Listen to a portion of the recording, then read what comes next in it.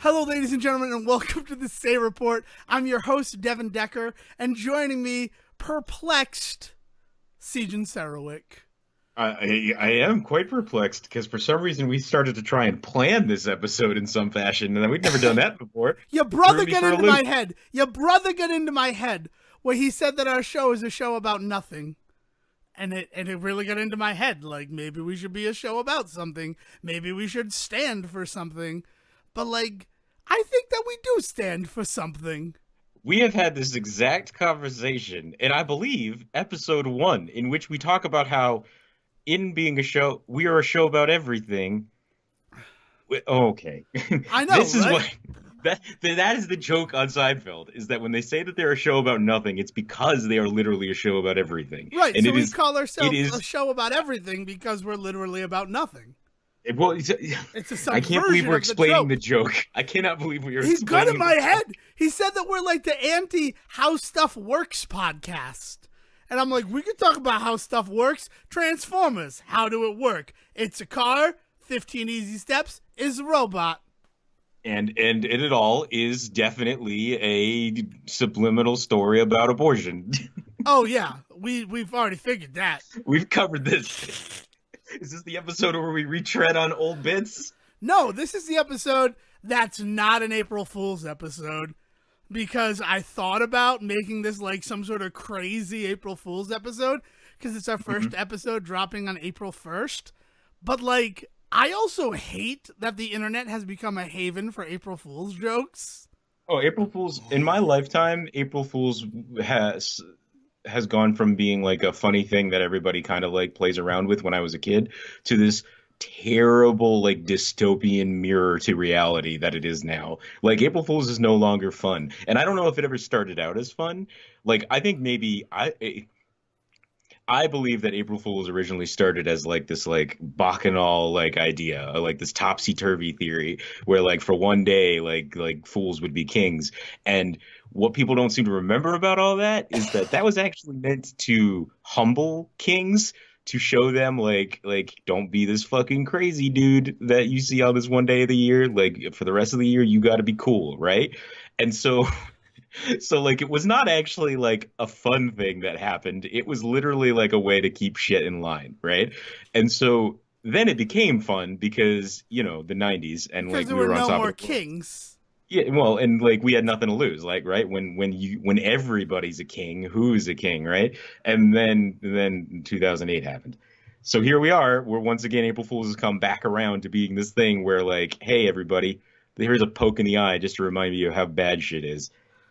And Thanks, April Fools. and you get that every day now. I don't need a special day for Well, right, that. exactly. And now we don't need a special day for that But because this is the world we live in. what you just described, though, is something that I've always questioned if it is the gestation and life cycle of April Fool's Day. Like, as a kid, you like doing things like putting Kool-Aid in the shower head so that when your Hmm. dad goes to take his shower, oh, you're doing your grape-colored. Hilarious April Fools. Yeah, because little kids have no concept of power structures, man. So Man, like you it's like a little kid doesn't get it. No, I I like this mean, character that you as much of a became. conspiracy theory as that might sound like, little kids don't fucking get it, yo. They have no idea like what the world is and like how things work and then and the unfortunate realities of everything. Wow. Man, Zach, you really brought us down. What are you doing, bud? Yeah, it's well, just I mean, dude, you want to talk about bringing us down? We put behind us the Winter Soldier debate of March 2019, and he like, oh, I'm just gonna throw some more fuel on that fire, right? I found a couple of embers. I mean, I don't know what to tell y'all.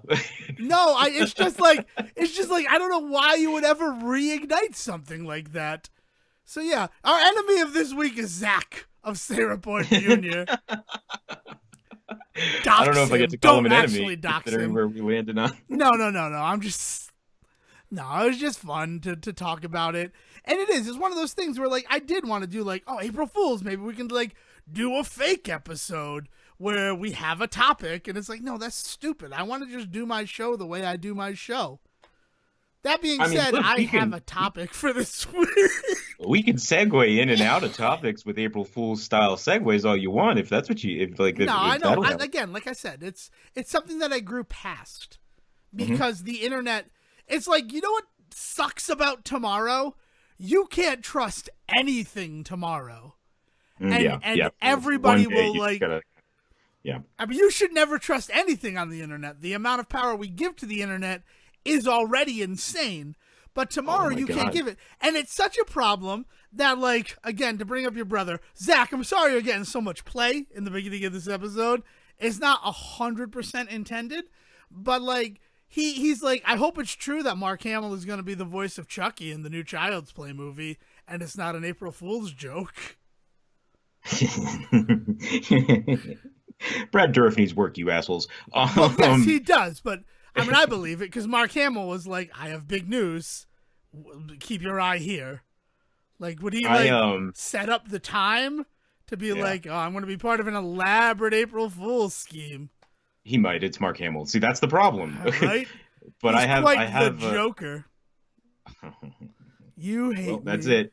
Yep, show over. We can't Shows. believe you did it. You did the show killer 9 minutes in, Devin. Congratulations. It's only 6 Wow. minutes. I don't know where you got 9. Oh, because we talked for 3 minutes before where you thought we were recording.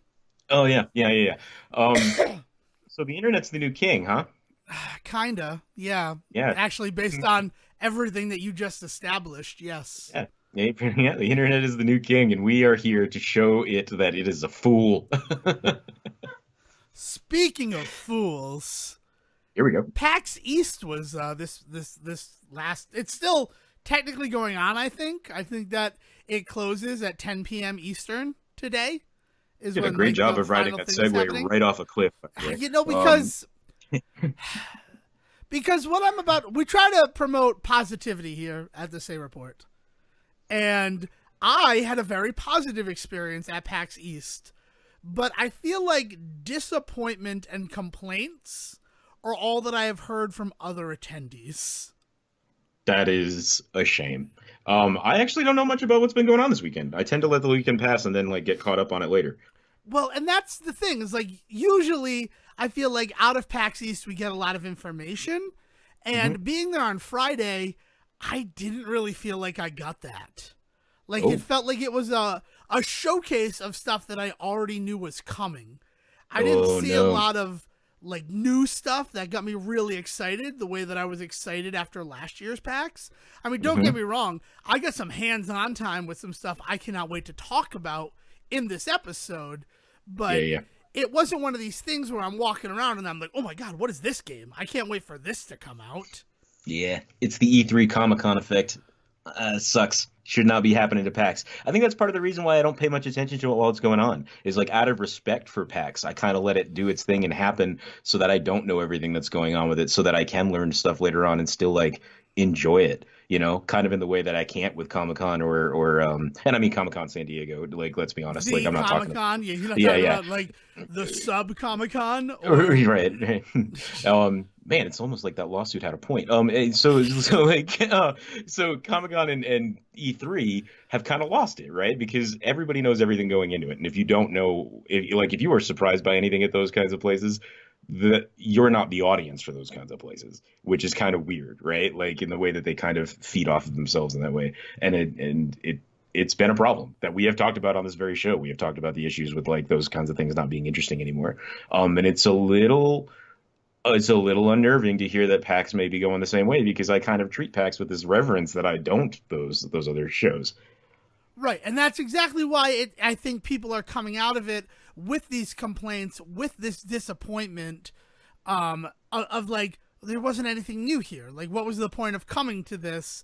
I didn't get my normal PAX experience, and like part of me wants to believe that like 2018 was a fucking amazing year for video games, Hmm.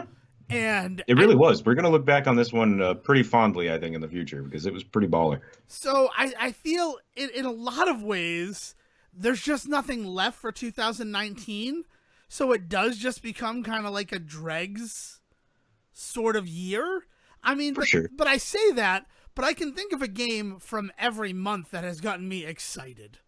Yeah. Like you had Resident Evil 2, that really pulled January 100% forward and then kept it rocking all the way through February into Devil May Cry 5. And we Yeah. just had Shikaro come out, which we'll talk about Sekiro maybe. I don't even know how to say it. Let's decide on one right now. Shikaro? Shigeru. Shikaro. Okay, I can say that. I can remember that. Probably not going to remember that. But, like, you had Shikaro come out, which is exciting, people. And then in April, we're going to have Mortal Kombat 11, which rolls into something in May. I don't remember what the May release is, but I know that there's some game. Oh, is it Zombies? Days Gone? Can I ask like a factual question Yeah, go that for like it. is totally out of character for us? Yeah. When does the actual business year end? Is that March or May? The business year? Yeah. The fiscal year ends in June. June. Okay. Yes. So that's part of the reason why I think that we get kind of caught up in these conversations of like, man, this feels like a down year, but really this year's been pretty awesome.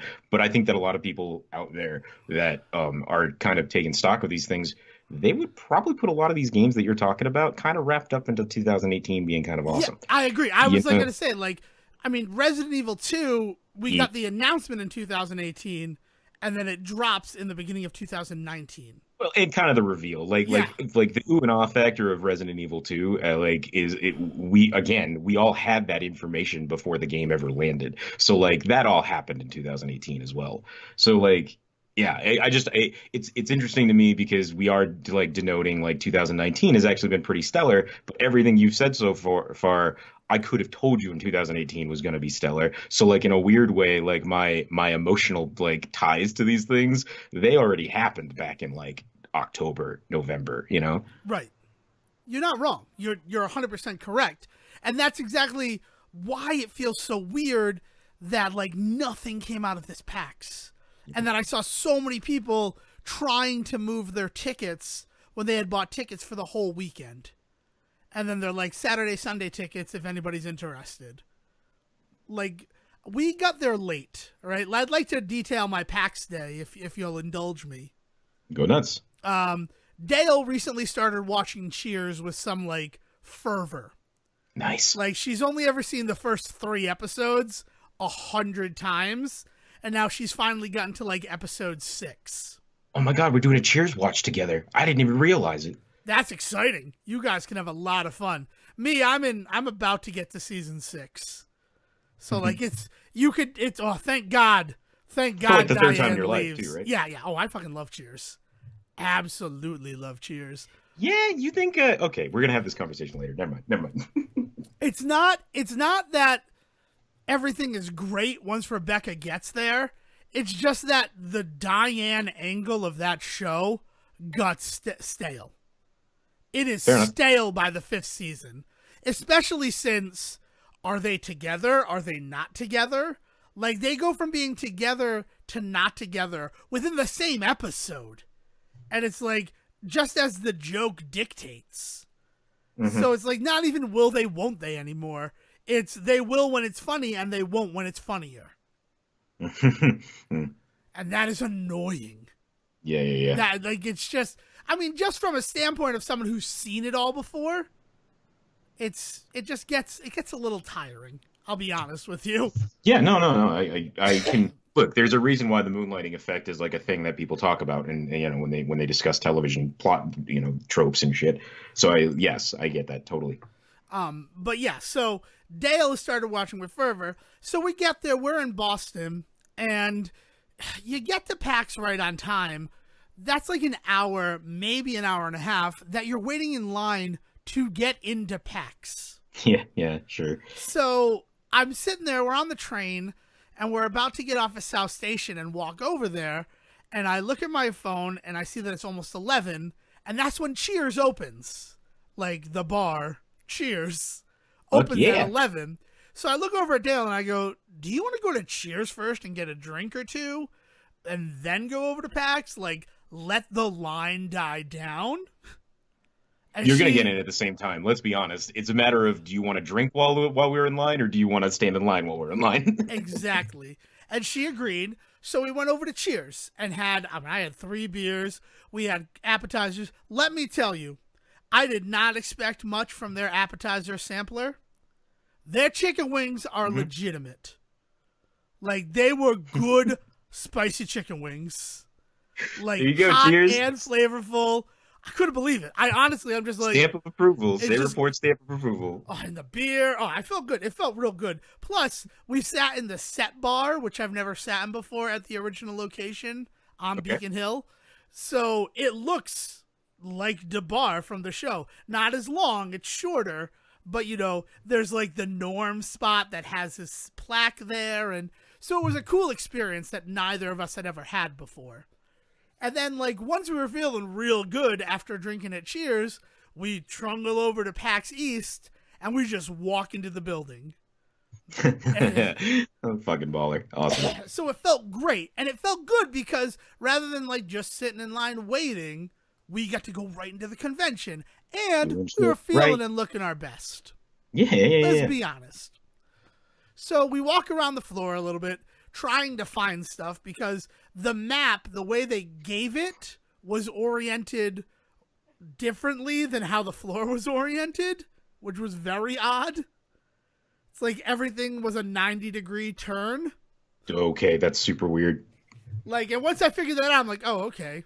Is it northwest? Like were they trying to do it like true north versus like building entrance or what? I don't Like know. what the Like, fuck were they? last year, the way the map was oriented, and this year as well, it's so that, like, the free play board gaming is towards the rear. You'd think a video game conference would get the mini map right. You would. And and I don't know if it, like, changed at the last second or that, but it's like that stuff was still there, but then the whole floor, like, took a 90-degree turn. Weird. So it, like, you could still kind of orient off of that area, but, like, you had to realize, oh, I just need to change what true north is set to on my compass. Yeah. So I find Devolver Digital as a big booth, but then also they have this huge presence, and I'm expecting that's where the Messenger is going to be. No, no, no. The Messenger had its own separate booth, like, Awesome. off of that, which was cool. So that's the first thing that I waited in line to play, and I got to try the DLC, and it took me 60 minutes to clear it. But a lot of that was the final boss, and the fact that it's basically Turbo Tunnel from Battletoads without heads-up display. So, like, it's just trial and error. And there's so much RNG from a boss who's, like, just randomly throwing up rocks for you to avoid Nice. that it just took me some time. And I liked it. It felt good, especially since, I just cleared the Messenger. So it was nice to be challenged by that game again. And I cannot wait for the DLC to drop. But no new information about when it's coming, no other stuff about the DLC. Like, we've already seen the stuff that I got to play in a demo. And that kind of felt weird, Yeah. That, like, well, this was supposed to be the big reveal, and it's all stuff that we already knew about. Yeah, yeah, yeah. But I got to play it, and then, like, one of the guys from the booth caught me afterwards, and he's like, so you're one of the only people who's done the DLC so far today. Did you think it was too hard? And it was, like, a cool interview with me about, like, my experience with it that felt, like, engaging. Like, it was nice. Oh, and that's the heart of PAX, man. Developers getting to talk to fans and taking feedback. Like, it's not just lip service when they're talking to you about this shit. It's because he's literally going to go sit in his hotel room and reprogram tonight. Like, that's something that's going to happen.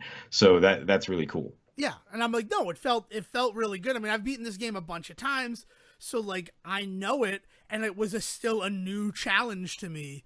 And I liked that. I liked being challenged by this game that all at once felt familiar but felt new.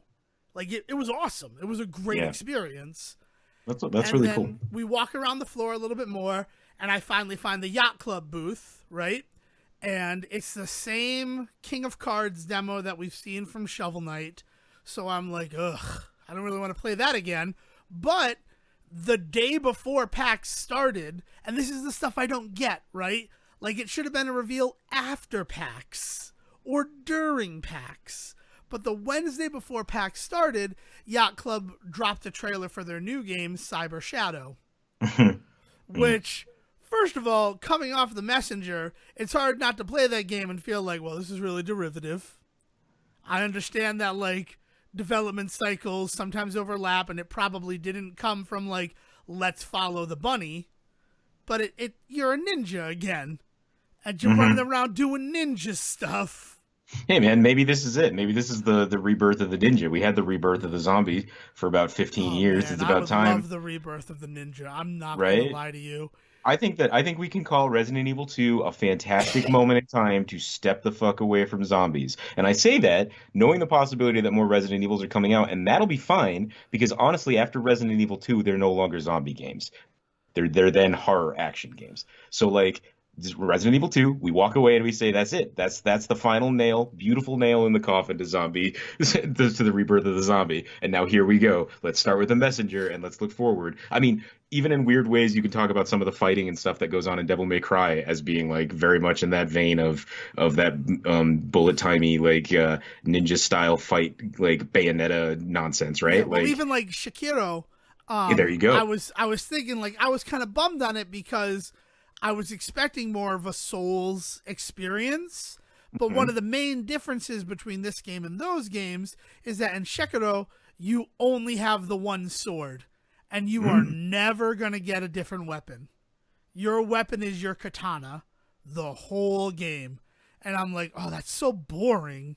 And then I'm like, yeah, but you only have a katana in Ninja Gaiden, in The Messenger, in Mhm. like there are so many games where that's not changing up your weapon is not part of the game. Is Right. the majority.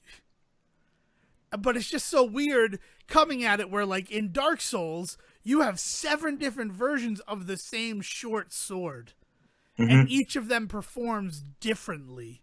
So to be playing a game from these designers where you can definitely feel like this is how their world is built, and you see that place in the distance, you're going to get to that place in the distance, to be like, but you're using this katana the whole time. Get used to it. Like it was weird to like think of that lack of option, Yeah. if that Yeah. makes sense. I mean, No, I no, it totally does. I'm trying to, in my head, I'm trying to figure out exactly where, it's kind of like the last remnants of AAA, where like we expect that if a game is like pricey and big and epic, that there's going to be things like bajillions of weapons, And I'm looking at Borderlands. I'm looking at all of these games that any RPG out there where like you need to do inventory management and figure out this sort of stuff. And is there like is there 3 different versions of this knife because one version cuts silently, one version cuts hard, one version cuts fast, right? Like that is something out there that's in the water because of these bigger games, and one of the ways that they showed off bigness in games in the 2000s was to say look at all the weapon choices you have, right? And now we no longer make games that way, but that is one of those last remnants that we have from that time where like we still want that. I mean, even we talk about video game trailers dropping, Borderlands 3 announcement, and what's the last thing that they announce in it? I mean, their entire selling point has always been you can get literally a billion guns in this game. And that's fantastic. I would expect nothing less from fucking Borderlands of all series. And like I don't mean to knock that, but it is interesting to think that you play a game that doesn't have that, and it almost feels like it's lacking nowadays. yeah. I mean, I know that I'm going to get upgrades to my like prosthetic arm, and Hmm. that's supposed to like take the place of that. But coming from a game where it's like I'm going to beat this run of Dark Souls 3 with just a sword, or I'm Yeah. going to use a halberd, and like it just adds replayability, those type of options. So to play one of their games and to have none of that is just like real glaring as I someone wonder who's though. played that. Yeah, I wonder though if maybe that'll allow you to explore other ways to enjoy replayability. Like I wonder if in a weird way if it if there was a danger of it becoming a crutch, if they stepped away from the idea of the weapons being like one of the big things that they focused on, and I wonder if you could find something else in the game that maybe is improved in a way that you could like consider it a fair trade-off, I guess. I don't know. I haven't played the game, so I can't answer that question. I wonder if that's the idea, is that they stepped away from the idea of like a multitude of weapons in order to focus on like is the story that much deeper and more in depth or something like what is there instead of, right? Well, I mean, the fact that this character has a name, has a backstory Right. from the beginning, that right there is already a huge like step in a different direction from the Souls games, Right. where you would like create your character and that's the character. Yeah. So it is. I mean, like, and I think that is going to be interesting. Like, he uses a katana because he's a shinobi. That makes sense to me. But it was just weird, like, playing the game, and I'm like, I'm already bored with this game. And that's very strange. That Yeah. was after, like, 2 hours on Friday. Hey man, if it's just not clicking with you, it's just not clicking. I I mean, know. that's a shame because I've heard some pretty decent things about it. I, I can't form any real opinion on it because I haven't even really like seen it, let alone touched it. But you're you're not alone, I think, in your tepid response to it. Shall we put it that way? No, I've definitely found people who are on both sides of the aisle. And it feels weirdly like I have plenty of people on my side of the aisle supporting my, it's this. But also I'm going to be big enough to say that doesn't necessarily mean it's a bad game. It just means that it's not the game that I wanted it to be. And Yeah. that's not bad either. Yeah. I mean, I guess now is the time for them to break expectations while they still got the fan base to carry them through any rough patch, right? Because if they just made this like fucking Dark Souls with ninjas, then their next game everybody would be expecting the same. You know what I mean? Like at some point they got to break the cycle. Better to break it when you're on top and you can still carry yourself through it, I guess, right? Exactly. Exactly. But yeah, so let's go to the rebirth of the ninja and Yacht Club Games. They're only publishing it. Is one guy has done all the development on this game, and it's like his baby. And Oh Yacht fuck Club is yeah. handling the like publishing and the translation and the porting. So like it's exciting. It's called Cyber Shadow, and I stood in line. I'm going to say an hour. That's a conservative estimate. I did Okay. not track my time in line. Yeah, but But let's just be honest, right? and Conservative and no estimate. s- and also not a surprise for like Yeah, for these exactly. guys having their Friday, thing. Yeah, the yeah. new game. It's Yacht Club Games. People are going to be excited about it, and I'm okay with that, right? Like I go there expecting, well, I'm going to have to wait in line, and I understand that. Right, right, Like, right. like that's part of the reason I come, is to play games, and I know that other people want to play games too. It's not just me at this video game convention. Like, well, I want to play some games. No one else wants to play games? Cool. Bring me to games. It's not the Devon convention. Come on. No, it's not the Devon convention. That's good. Let's put a pin in that for later. So I stand in line conservatively for an hour, and I get to it. Now, the way that it's set up, and this is what I do like about Yacht Club's presence at PAX East, I have noticed this. They always come with 2 versions of the demo, which is great. They come with like an easy version and a hard version. And Nice. they're like, if you want to just get like an idea of what the game's going to be, play the easy version. If you like, you've played a video game before and you want to like see what this game can be like at its most challenging, try the harder one. And that's, first of all, in the wake of the guy who couldn't clear the tutorial of Cuphead. It's nice to have that, right? It's nice for a video game publisher to understand, well, maybe the people who are writing about our games and who are going to report on our games have not been gaming their entire lives. Right. Let's give them something that will give them a feel for the game, but also won't paint us in a poor light. Right? Like it's a nice insurance. And then you also have this other one where like that's what I actually care about. Like I did the harder version of the demo, and that allowed me to use like items, where the first one you didn't have items. Yeah, yeah, yeah, yeah. So it was interesting to try that harder version. And I'm watching the people in front of me, and there's a guy, he was like Steven Universe Mario. Like I haven't been able to, in the 2 days since I was there, come up with a good title for what this person was dressed as. But it As was if like, Mario was created in the Steven Universe like timeline, like it's a game Steven would play with like Garnet. Like, is that what you mean? Like, no, as if Steven Universe were going out as Mario for Halloween. so if Steven Universe was cosplaying as Mario, Yeah, because it was like I like that. he was dressed in Mario overalls, hat, but then his undershirt was a Steven Universe shirt, and the star was like visible. Yeah. So I'm like, that's a choice. Like, you just made a choice there. It works for me. I just don't know how to define your cool mashup cosplay. Steven Universe on Halloween as Super Mario. This is the best I got.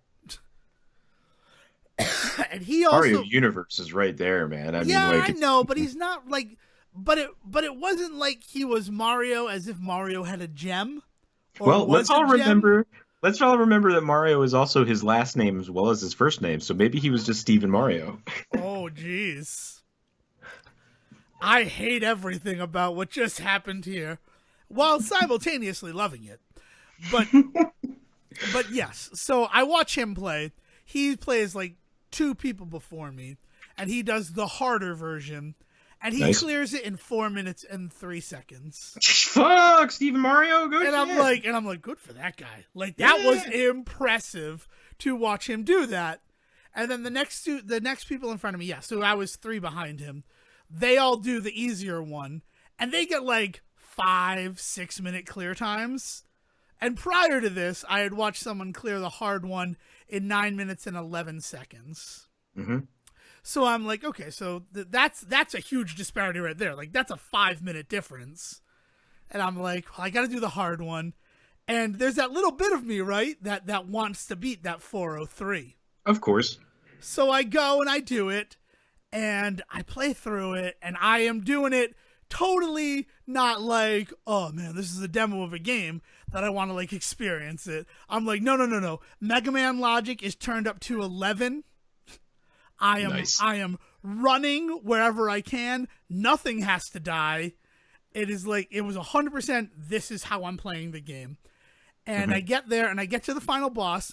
Now the final boss is called Biohunter, and I have watched people fight him, and he has 2 health bars. And once you get the first health bar down, it triggers a switch to the fight. So I've seen people get to that switch, and I've looked at how much health he has left in his second bar, and most of them took away like 1, 2. The most, Steven Mario took down 4 of the secondary health bar before the transition happened. Right? Okay. So I'm playing through and I get to the guy and I'm doing damage, and my DPS is huge. Like I'm actually implementing all of the weird little items I've collected throughout the level instead of just Excellent. slashing the sword. Like I'm playing it the way that you would play a game, not for the first time, but like second or third. And I Right. get to that transition part and I look, and he has half of his second health bars also gone. Like Nice. I have just been dealing damage. And then I get to the second part, and I didn't notice this in any of the other times, right? Because I kind of wanted it to be a surprise. He does one of those things where, like, he targets an area and then lands, and you have, like, 2-3 seconds to attack him before Right. he does anything else. So I noticed that. I get right up to him. I deal everything I got, right? I dump it all into him. He doesn't move. Fight is over. I unlocked a Sonic S capsule to save the member of my ninja clan, and I finish it. The girl who's assigned to the booth is like, oh, this is like a really heartwarming scene, but it's weird because I've never seen anyone get here with like the huge spinning blades still active. Like by the time they get here, it's usually they've run out of time with that. So it's cool that they keep it going, like it doesn't just disappear. Like she was impressed Right. with and I was impressed with the programming of the game, because a lot of the time like they just cancel it and it's like, oh no, you finish this with like a stupid looking saw blade spinning around your character. You're having a heartfelt reunion with that still spinning around your character. Congrats. We got a sense of comedy here in this game. And then it comes down to like my time. I did it in 3 minutes and 29 seconds. And the girl at the booth, she's like, that's the fastest clear time we've had. Congratulations. So you probably it felt- broke that game in a way that they have to go back to the drawing board on a couple of things. That would make me very happy. Yeah, and I would 100% agree. Like the fact that there is 0 cooldown on your like send fire upward attack that's broken. Like I should not be able to just spam that attack. And I understand why you'd think that no one would do that, but if all of my attack hits, I've played Ninja Gaiden, is what I can basically say. I know what an up fire attack can do to a bad guy. I Gaiden, all right. But it was fun. But then, like, afterwards, I'm feeling all pumped up, and I'm like, I waited in line for an hour for 3 minutes of gameplay. Yup. Video games are awesome.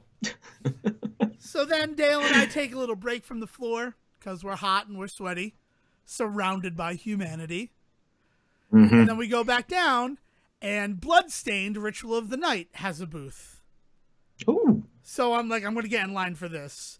And this, huge shout out to the Bloodstained Ritual of the Night guys, because that booth was run so efficiently, it made me extremely happy.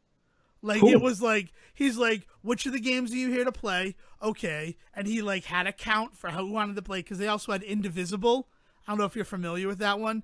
It's another sort of Metroidvania game that is, nice. Like, gorgeous hand-drawn anime graphics and stuff. That game has been talked about. I played a demo for that game 3 years ago, and that was an at-home download demo. Nice. So, like, very nice. So I'm like, well, I'm not going to stand in line to play a demo of a game that, like, I could still boot up on my PS4 and play the demo. Like, I know that there's going to be differences, but, like, I also know that I want to play this game already. Right. But Ritual of the Night, I haven't seen anything yet. I didn't back it on Kickstarter, so I didn't get, like, the backer demo or anything like that. So I stood in line and I got to play it. Also, if Ritual of the Night is not a rejected Castlevania subtitle, I don't know what is. Well, it's by the guy who did Symphony of the Night. Right. So, like, that's what I'm saying. So he definitely, so if it's yeah, it's perfect, and it plays just like that. And talking about, like, Symphony of the Night is one of those games where you have a million different weapon options, and each one of them swings differently and acts differently. And in that demo, they let you pick up 8 different weapons.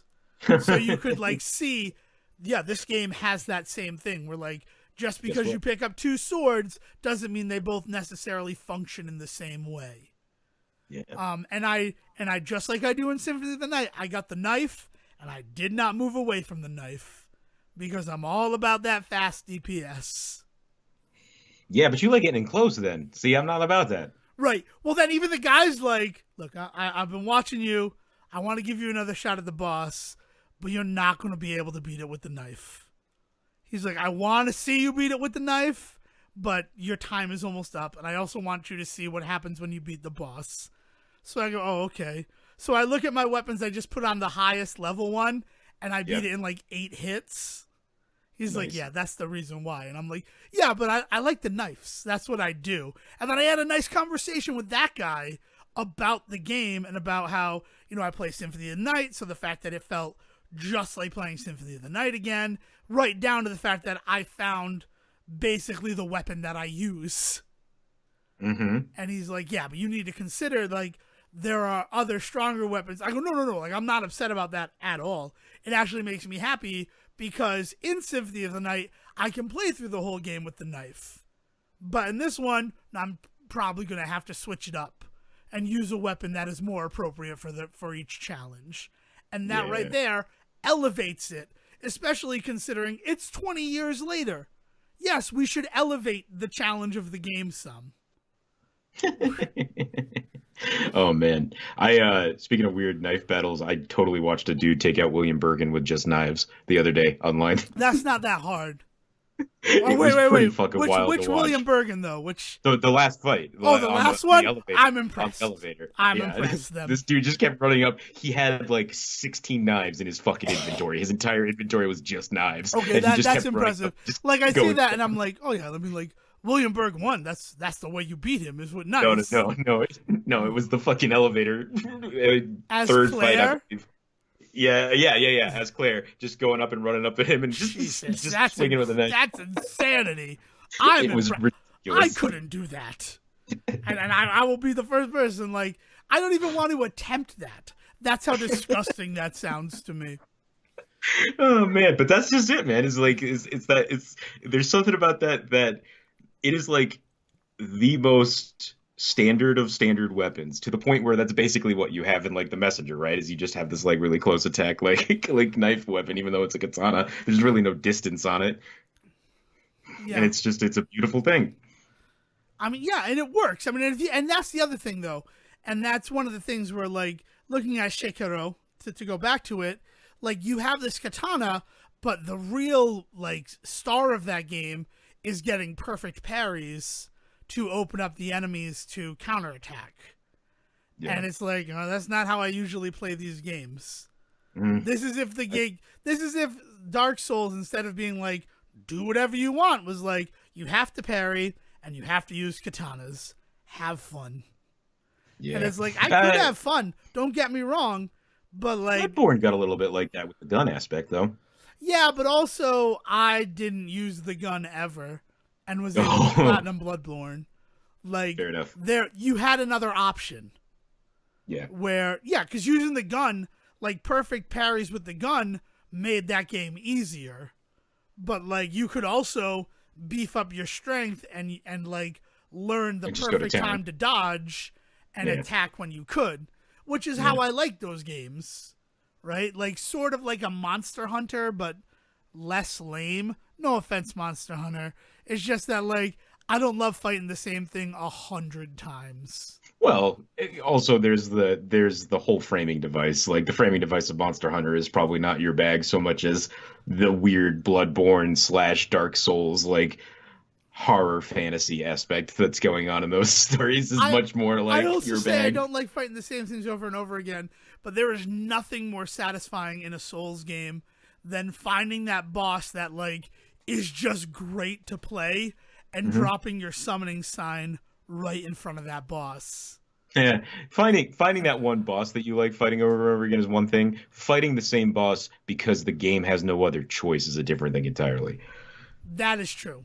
That Ornstein and Smo became a wall for so many people because it was where the branching paths of the first Dark Souls converged, and you Right. had nowhere else to go but to beat them. Like and that's not the same for Bloodborne.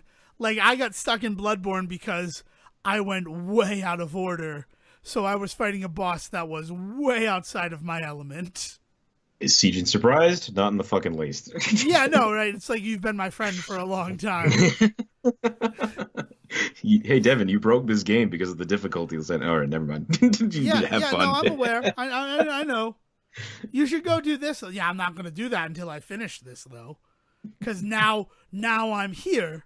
I don't leave here until I finish what I've started. Uh, Speaking of that, I've had the flu, right? It hasn't yeah. come up, but somehow one flew over this cuckoo's nest again. This time I got influenza A, not influenza B.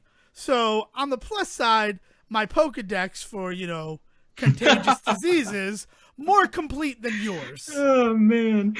When the apocalypse comes, all that will be left was roaches and Devin because he's had every version of the flu and is now immune to the super flu that killed the rest of us. Jesus. But what I did was I continued with my whole like let's play some video games stuff, and Blaster Master 02, like the craziest naming convention ever. let's just talk about it. Came out, and I never 100%ed Blaster Master 0. I missed one area of that game where I would have gotten the lantern, and because I never got the lantern, I just didn't do any of the dark rooms, which means that I made that game harder on myself because every single dark room that I like avoided gave you a map. And having a map really helps. Do we have to go with back that to game. 5 minutes ago when we No, talked no, about no, how no, no, no, no. you We make don't. things We don't need to go back stuff to all the it. time? Yeah. But it did mean that I didn't get the true ending of Oh. Blaster Master 0. I didn't even know there was a true ending until someone's like, if you beat the game with all the maps, you unlock a ninth version. I'm like, well, I need to do that again. I'll do it someday when I have the incentive. The sequel to that game dropping, that's incentive. So the first day after it came out, I played through Blaster Master Zero again, and then I bought Blaster Master Zero 2, again, still weird naming convention, and I played through that game. And, well, yes? Sejohn? Yes, I'm here. I thought I What's up? lost you because it sounded I'm like you here. were Don't worry. talking. Um, No, no, no. but I'm listening attentively, there's a trying to part figure out if I've seen this porn movie or not. Blaster Master nonsense. Oh, that's funny. That's, ladies and gentlemen, he got jokes. Siege got jokes. But yeah, so there's a point in the game where the paths converge. And it's not even really that the paths converge. It's that you get a map for an area that you haven't been able to go to yet. And the game is not telling you to go there at all. But I'm like, well, I'm going to go there, right? I want to see what's going on over there. And what's going on over there is a really difficult fight. And then I'm like, well, now I got to beat this fight. Like, I hate it. I'm here. I need to finish it. So I did, and it was awesome. But then there came the point where, like, organically you're supposed to go there. And I'm like, oh, man, if I had done this, like, in the order the game wanted me to do it, this fight would not have been as hard. And you unlock an item for winning that fight that's basically like a huge force shield that pushes everything away from you. And it's like, and the rest of the game would have been harder because I didn't have this shield. That is the second to last upgrade for the tank in the game. Oops. Not oops. I mean, I enjoyed it. And it's just cool that, like, I like that games can do that. Like, is it, yeah, like, man. I love that that happens. And that it was so cool. Yeah, I mean, like the apex of that is definitely something like Breath of the Wild. Like it's that idea that you can do that sort of shit in a game that gaming doesn't traditionally allow. And then you look at something like Breath of the Wild, and it's not just gaming. Like the rest of that series doesn't traditionally allow. So like the guys that put the rules on you are the guys that then created the game that took the rules away, and that was pretty fucking awesome. So like what you're experiencing is the exact same feeling I had while I was sitting there playing Breath of the Wild, and I hit the shrine that said a test, like a massive test of strength or like a major test of strength, whatever the high ranking one is, and I was just like, oh shit, I shouldn't be here because I've only been playing this game for like 2 hours. But fuck this noise. I know how to like drop and like freeze time and like do this shit. So I'm gonna do this thing. And it took me an hour. But then what happened was I had these super awesome weapons because I killed a guardian that was like, not a guardian, but what are the mini guardians called? I forget what they is that what they are? The little guys are? Yeah. So I killed him and I got a fucking like guardian shield and a guardian spear that were like super OP and like ran around for about an hour and a half and was just able to take out like everything. It was like I know exactly what you're talking about. That feeling of like, yeah, I kind of broke this game, but it's still enjoyable, and the fact that games are able to do that is pretty amazing. Yeah, it's cool that games. It's one of the reasons why I don't love patching a game's difficulty because, like, I feel like it takes away those moments that we just talked about. But I really like that games are getting to this point where they understand how people are going to play them and not necessarily rewarding, but, you know, making it a feature instead of a glitch. You know, it's interesting that you bring this up. I don't know if I would have otherwise like really gotten into this, but I was actually having this exact same conversation with somebody this week about the Five Nights at Freddy's series. Roll it out. I don't know anything about them except that they're like adventure games. So they're kind of like adventure games, but they're really more than anything, they're management sims. Like they're that's what they really are. So like I was explaining the other day, like these are not going to be like exact like directions to how you play a Five Nights at Freddy's game, but it's the best way that I can describe it as somebody that cannot play this style of game. But essentially, like you start level 1, and level 1 is, hey, every time this guy shows his face, make sure you press this button. Okay, so you spend like 20 minutes, like, okay, that dude's face, button, face, button. Then the next round is like, all right, make sure that you hit that button still, but also every time this character shows their face, make sure you close this door. All right, button, door, button, button, door, button, door. So then it becomes that, and then it just keeps adding. Hey, so it's gonna be button door, and now you're also gonna have to tap this this stuffed animal. All right, button door stuffed animal, button door stuffed animal, and it's like, and it just leads and it leans into this idea of just managing like this like really weird sense of ADHD of you constantly like running around checking all this stuff and doing all these little small actions that lead to you being safe, right? And that's how the game works. But what's really crazy is that the guy that creates the games has gotten to a point where he's created these situations that even he has admitted that he's not great at. But there are these guys on YouTube that fucking own these games. They can do in it's like honestly it's like sitting around as me watching you sometimes like what like I understand how Link to the Past works and I love that game and play it a bunch, but watching you play it, it's like watching a whole different game, right? And that's what he has talked about as being like watching some of these guys on YouTube while playing Five Nights at Freddy's, and why it's become this huge thing is because there's these kids out there that are able to do this shit in a way that he never imagined. So he has literally created games with the ability to kind of program them. Because if you play any of the later ones, you get these ability to do these what they call like 420 and 520 nights. And what that means is that you're able to set the difficulty level to a point that the normal game would never really kind of it wouldn't make sense. Like it's so difficult and so crazy that he's like, I'm not putting this out as like the normal version of this game, but if you bastards want to give this a shot, give it a shot. And he lets people kind of set these like insane difficulty levels. And there are guys online that it might have taken them a day or two to do it, but they've done it and they've gone through at these high max difficulties. And it's fucking crazy because like even the creator is sitting around being like, I never intended the game to be played this way, but I wanted to allow that to be an option for the people out there that are, genuinely better at this than me. Like essentially he's like, I didn't think this was possible, but I also was just like, I'm not gonna stop you fools from trying it. And sure enough, you all proved me wrong. And like and it's amazing to kind of watch because it's exactly what you're talking about. It's this point in gaming where like the developers have kind of realized like, okay, we have fans that want to do these things, that want to try these things. And so like what can we do to make that at the very least an option, if not a feature of this game, right? I think for a long time, a lot of developers were trying to make it a feature. Like, look how hard our game is. You're going to kill yourself, right? I mean, like Meat Boy is maybe like the perfect balance of that idea behind a game while still being like thoroughly enjoyable. And I think that lightning in a bottle like strikes once. So I don't think there's ever been a game like Meat Boy that's been able to find the balance really well. What I do think we have seen in the wake of Meat Boy though is a lot of games that have been like, all right, clearly there's people out there that want to play this way, but not everybody does. So how do we like max appeal this, right? So they make it so that you can like alter the game in a way or you can play the game in a way that allows for that stuff to exist. Meanwhile, like, Joe Schmo like me, if I get into a game and it starts to get a little over my head, I do have the ability to pull back and still enjoy like that. And that's something that I don't think could have existed outside of the indie scene. And I'll be really interested to see how much more of that sort of stuff gets folded kind of into the big picture later on. But right now, it still very, very much feels like it's very much an indie sensibility to allow people to do those kinds of things. Right. I And think I maybe Breath of think, the Wild might be the counter to that. But other than that, I can't think of anything else. I mean, Breath of the Wild's a good thing.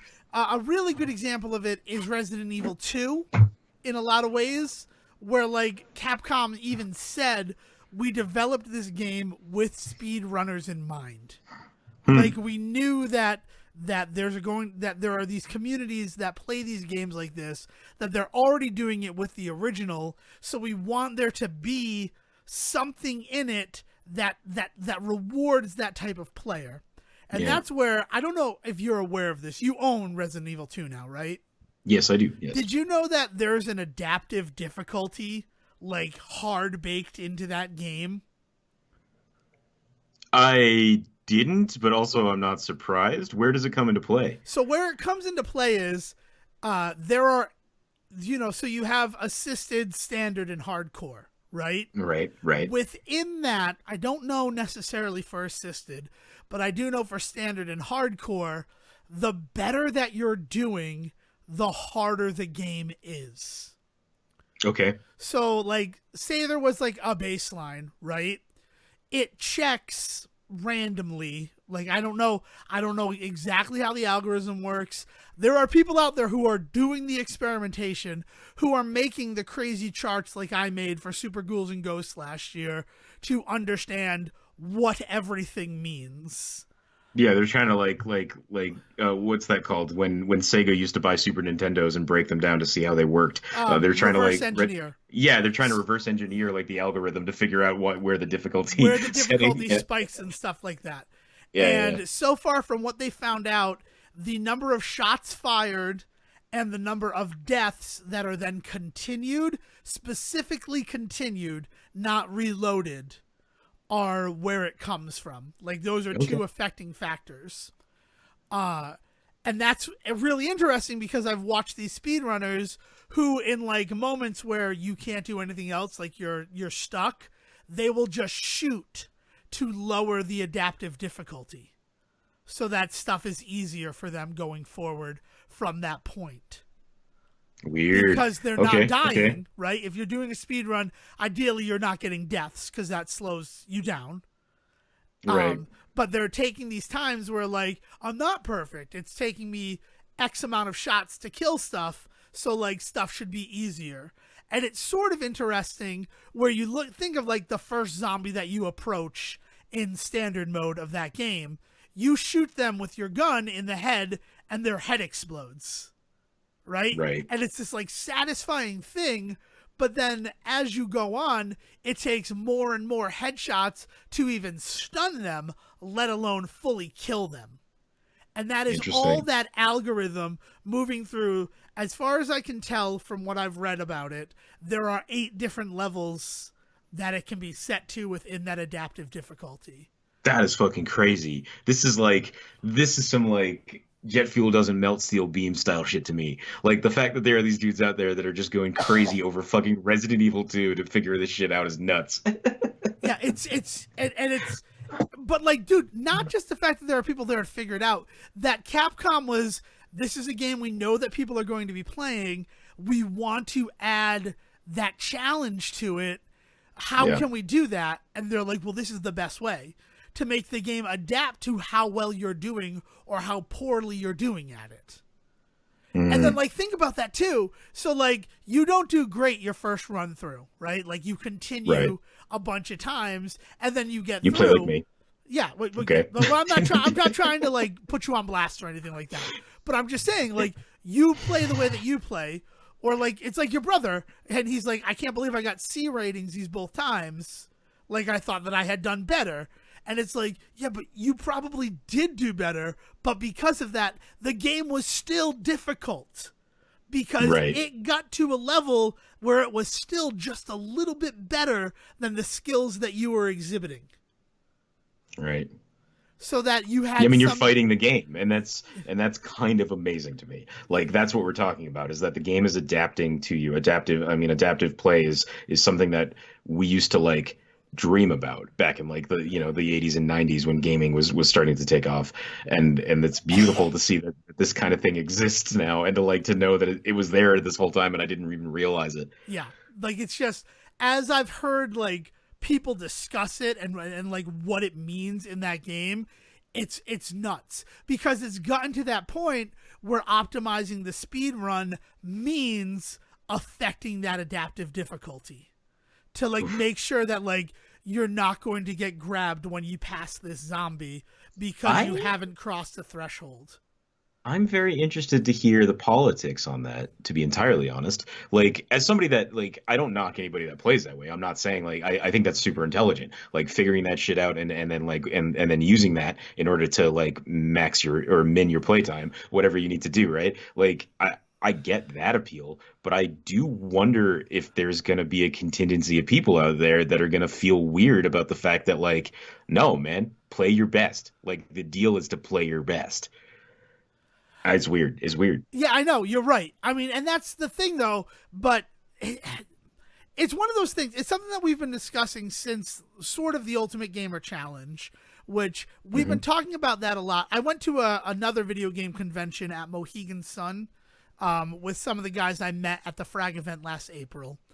And the event wasn't that great. I don't want to like be rude to that event, but I was nervous that I thought it wasn't a great event because I've done things like PAX, so like sort of a rinky dink in the conference room game convention at Mohegan Sun wasn't my speed. But then these Okay. guys who have never done PAX to be like, wow, that was a disappointing convention. Like they didn't have anything going on. Like that felt good to Yeah. hear. Notice me keeping silent through this conversation. Why? Because the last time that we had this conversation, Right. I You don't caught the want. brunt of it. But yeah, here I am. Yeah. No. I'm just being that. But then we got to talking about whether or not we're all going to go to Frag again, and we're like, yeah, because there'll at least be games to play. And that was one of their big concerns was that they had this whole free play area at this convention, but it was like lines deep to get into the stuff, and there was no moderation on it at all. Like there was no one saying, "All right, you've played for an hour. It's time for someone else to get a try at this." Man, And you know it's the yeah. the best experience I've ever had with that sort of thing is the Pop Culture Museum in Seattle, Washington. It's this first of all, the entire museum is gorgeous, but they had when I was there, one of their big installations was indie game, like the idea of like the history of indie game and like where it's going. And so they had basically like a free play area, but you know, this beautifully designed one with all of this really great like art around it too. But you like got to go and do that sort of stuff, and it was very bizarre because it was very much like going to a gaming convention, but being surrounded by people that weren't necessarily into games. So like standing in line for 20 minutes to get to play like Nidhogg or something was not was kind of an experience unto itself. So like I feel like you were saying like you felt bad because it was a little bit of a smaller convention and you didn't know if like your feelings on it were dictated by that. But I think that you can have small conventional like areas like that that are still very like engaging because that's exactly what that was like for me going to that pop culture. You know, it wasn't a big room. It was big enough for it to be interesting and beautiful and a cool thing to experience. But I think though those kinds of small types of like video gaming convergences can still be awesome when they're done right. Right, and that's actually where it all boiled down to. They had all been to this convention the year before, and they Mm. liked it because tournaments were just like going off randomly. Like there would be an announcement like, all right, starting in 5 minutes in Zone D, a Bomberman tournament for NES. So they went Wow. over there, and you know, it was free to participate. There was like 10 people who ended up showing up for it, and they got to compete in this tournament to see who the winner was. And it's like we didn't prepare for it, we didn't have to pay. And then another element of this one, they had tournaments, but it was just Smash Brothers. Smash Brothers through the years, so I give them credit for that, like with Ultimate and then a Melee and then an N64. Sweet. Like so they had at least 3 different tournaments going on, but it was on top of the $25 ticket to get into the convention, it was $15 to compete in that tournament. Oof. And that was it. And those were the only game that was going on. Yeah. So it's one of those like, that's interesting. And I'm committed to being here the whole day if I pay to play and I'm doing well. Yeah, right. So it was just like a weird sort of experience. But we got to talking about the Frag event and what it means to like judge what is good or not good at a game. Like in the Hmm. early times, it was all your points, right? Like look at the King of Kong. It's all about Yeah. getting to 1,000,000 points on Donkey Kong. And now it's about optimizing to get over 1,000,000 points. Like I think 1,000,004 might be the high right now. Like I don't really Yeah, know. yeah. It's Well, and I'm thinking the other measurement for success in those cases was also end game, right? Like you're talking about a time when arcade games were built in a way that they couldn't really naturally end because they wanted to keep eating your quarters. So like the idea that you again broke the game. yeah, you So got to like a kill screen. yeah, Exactly. so in like a weird sense, that idea that like because we didn't know how big this was going to go again because developers and programmers and even fans didn't quite know like what people were capable of yet. Yes, I think for sure points was the way to measure success because it was the most shallow. It's the easiest. It's right there on screen. People can see it. Everybody understands it, even if they're not into the game. This dude has 1 million points in Donkey Kong. That's pretty fucking awesome, right? But then really quickly you can see, and King of Kon's a really good example of this. You can see that the high level players know that it's about a little bit more than just points. Points are still important, but being able to get to a kill screen is also important. Being able to like perform in specific ways. So like you start to see just kind of like the beginnings of what we start to then see later on. But I think you're totally right. It totally starts with points, but I think it builds from there. Exactly. Well, now, and one of the cool things about the kill screen gaming is that Hmm. you need to consider that. You need to Right. consider you only have until this moment in order to get points. I see what you're saying. Yeah, Yeah. yeah. In Like, your points, like in your points catch, like God forbid you get to that fucking kill screen and you're only at 900,000. Like great, you got to your kill screen, but that dude over there got to a kill screen with 1400. You know, like yeah, right. like Like, but he got to a kill screen with 100 more points than you. So you have Mhm. to play through the entire game again to try to beat that. Yeah, And exactly. it's so like it's this cool like measure of it. And then there is time, right? So you're saying in Resident Evil play your best, but playing your best is completing it in the smallest amount of time. So like Hmm. even though you're adapting the difficulty to make it so you can beat it faster, are you still not playing to the best of your ability by exploiting that? Yeah, what In is the best? yeah, Yeah. it's like that. And then you get to like the arbitrary challenges that we saw at the Ultimate Gamer Challenge, like collecting 40 money bags in Super Ghouls and Ghosts. Like that's not something the game really keeps track of or anything like that. It requires that sort of like knowledge of the gameplay that we just discussed with Donkey Kong, where you need to know Hmm. that you only have until this point before all of those bags that you can continue to collect are no longer collectible. Yeah, yeah, yeah. So it's like it's cool about all gamesmanship is that there are different ways to measure what makes someone a quote unquote master or the best at something. And that's cool. Like that's a cool thing. But that is where community needs to come in and say, well, are we saying we find a way to get the adaptive difficulty to the highest level, right? And then that we see how fast you can beat it with that. Yeah. We see how fast we can beat it, no wasted bullets. Or do they allow it to still be just the fastest time? Like like like with the Donkey Kong community, they agreed it's however many points you have at the time of the kill screen.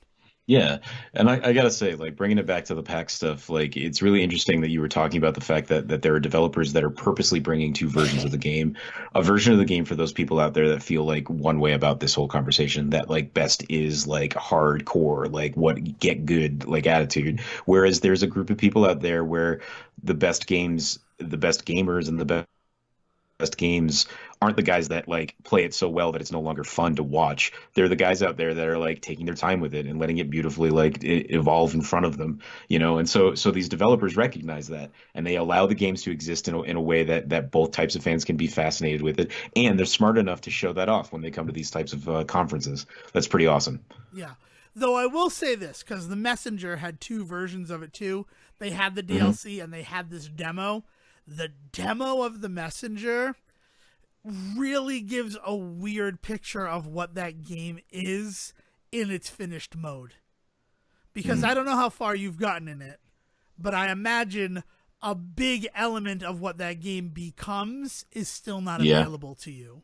No, I And don't think so. it is on display prominently in that demo. Oops. And I'm just like, oh, that's weird, right? If I played the demo, I'd think one thing about this game.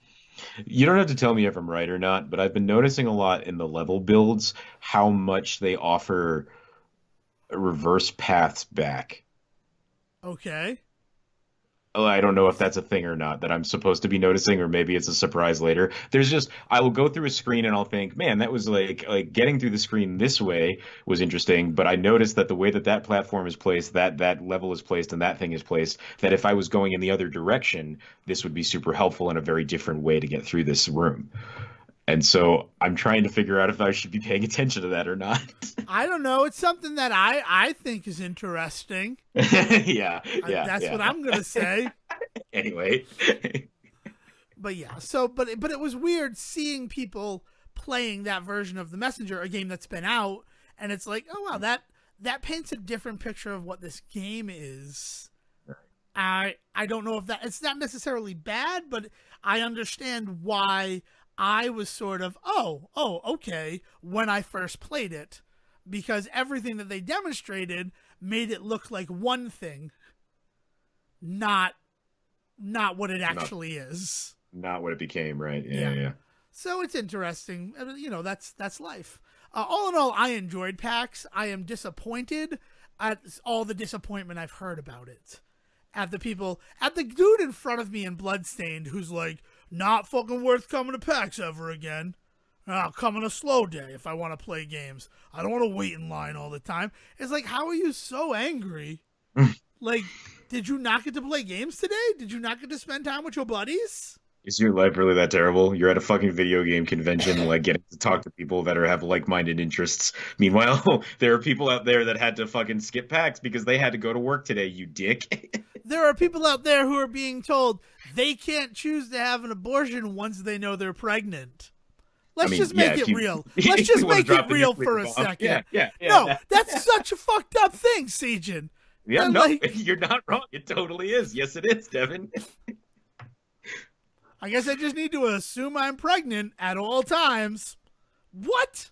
Sorry. I couldn't believe it when I read that. That like, And Devin is a shotgun to a knife fight. yeah, I well, you love know it. what? Maybe that's what I do, right? I break the game. I break the game. And it's like, think about the real stuff, right? Oh, Yeah. there's too many people. There's too many lines. That's what a convention is. These Hmm. are not new. We've had them since at least the 50s. They were called the World's Fair back then. Guess what people did? They got They in stood in the fucking lines. line. And they paid Jerry O'Connell to do their back alley abortions. Ooh. I maintain that his character in Dirty Dancing is an abortion doctor. And that's why he's really upset that Baby took $200 to send her little dance friend to get an abortion from some other guy. He's just jealous. No, he's not jealous. He's like, baby, I could have done this for free. All you needed to do was tell daddy that your friend was in trouble, and I would have used sterile instruments in a clean operating theater. He's just sad about her financial choices. Like, he's like, I guess he's upset because why hasn't my daughter taken an interest in my work? Nice. Like, she just knows that I'm a doctor. She doesn't know what I'm doing.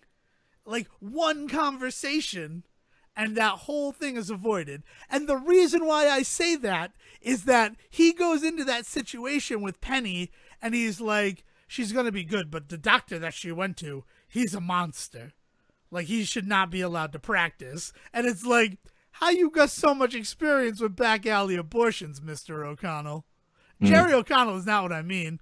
No, I what know. is his name? I've been sitting here thinking this. Lumiere. What's his fucking name? Do you know? Jerry, now you got me fucking thinking about it. Fucking, I could talk about Sweeney Todd. I could talk about I fucking. can talk about the Fantastics. Yeah. What's his name? Look it up. Look it up on it. Jerry Orbach. I'll vamp. What? Jerry Orbach. Orbach. Orbach. Yeah. Yeah. Jerry Orbach. Like Orbach Redenbacher. But yeah, There it is. that is, I maintain, that is my secret conspiracy for Dirty Dancing, that Baby's father is an abortion doctor in the 50s. And that's You're how they weird can with the afford episode. their Catskills vacations and everything. Yo, before we go, I do want to throw out one thing, April Fool's-ish related. Not that it's April Fool's related itself, but thinking about this time of year and thinking about everything that's happened this year and the people that we've lost. I've been reading some Terry Pratchett again, and I was legitimately doing it because I was like, April Fool's is coming up. Is there like an April Fool's book? And I was like, no, but there's some pretty funny books I own that I kind of want to read again, so I used it as an excuse. And I realized that I have a challenge for you, Devin. Oh, God. A challenge for So me?